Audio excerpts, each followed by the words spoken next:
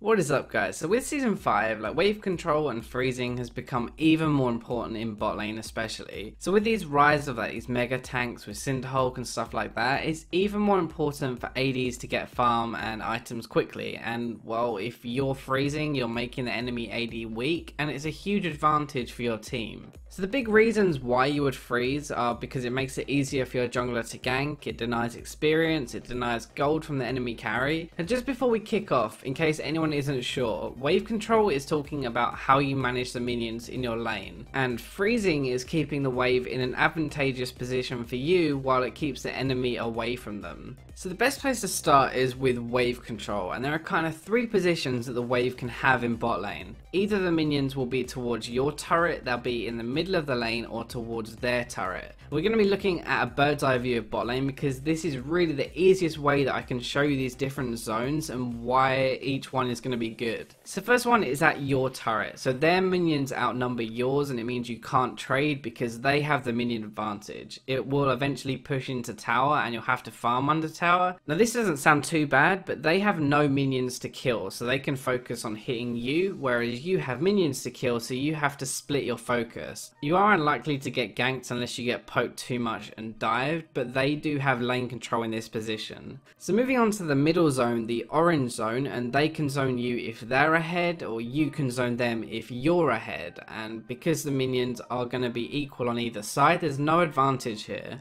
When you're in the dead center of a lane, it's actually quite difficult to gank you, so you're probably unlikely to get ganked at this position, and if you are going to get ganked, you'll get ganked from behind. When the lane is in the middle here, lane control is pretty even, and it comes down to who is actually stronger in a fight. So finally, moving on to the red zone, and this is when you're pushing. So your minions outnumber theirs, so you're in control. You can trade, you can poke them under tower for free, and they have to focus on CSing. So at this point, you are likely to get ganked, but you do have lane control, even if you're not actually stronger in a 2v2 fight. So those are the 3 main outcomes of wave control in bot lane, but let's just kind of look at how you achieve each one, I guess. So pushing is going to get you an advantage. It's the easiest way to establish lane control because they can't really fight back, and it forces them to focus on the minions and not you. They may miss some CS under tower, but you're still feeding them the wave by pushing it into them. So you are still in control, but kind of what good is it if you're still feeding them gold? So this is kind of where freezing comes in. This is the way you deny gold. So the way to do it is to push the wave into tower, and when it comes back, it will slowly push to you. You only want to last hit and let the wave ease back just past the middle towards your tower. So this is where you can freeze and zone the enemy AD carry properly. If they come for CS, you leave the wave and you fight them, and if they don't, then you continue to last hit, sometimes killing a few more to keep the wave where it is. So if we go back to our zone example from before, this is kind of the ideal place to really have a freeze. It's not too close to your tower, but it's at the end of your lane. What you're really achieving or doing by all of this is you're forcing the enemy AD to sit back. They're going to miss gold, they'll miss experience, and it's putting them further behind than if you were to push the wave into them. So you might have seen this clip already. I did run it earlier when I was talking about freezing, but I wanted to go over it properly to show you what I mean. So in this clip, Jinx is CSing pretty well under tower. She's actually hardly missing any, and Amumu is starting to sniff around for a gank because I've been pushing so long. So this is when I decide to freeze. I back away from the wave and I only last hit as late as possible, and I slowly let it reach my tower. So when you've decided to freeze, you will actually let her get some CS while she pushes it into you, but you just have to remember that that's nothing compared to what you're about to deny her. Now you'll see I tank these caster minions myself so that they don't attack my minions, and then I use my Q to thin them out a little bit so they don't push too hard, and then I start to only last hit again. This is really the perfect position to hold a wave and freeze it if you're stronger, and as you see, Jinx comes forward to try and CS, and we instantly get her flash. So the last thing to really point out is a little bit different with lane control, and it's when to push and when to base. So bot lane is very item dependent, right? Meaning that when the enemy bases, you ideally want to as well, because you kind of don't want them to come running back at you with a pickaxe, and all you have is Doran's blade to defend yourself. So if you're going to base first, this is a question that people ask me a lot, you actually always want to push your last wave really hard and then leave straight away. If you base after, either you kill your opponent or you force them to leave, you want to push that wave into tower and make them miss as much as CS as possible. The worst thing you can do is not push it, because a wave is going to build up with that wave already there and another one coming in, and you'll give them all this experience and gold from those waves that have built up, and you won't get any advantage from forcing them out of lane.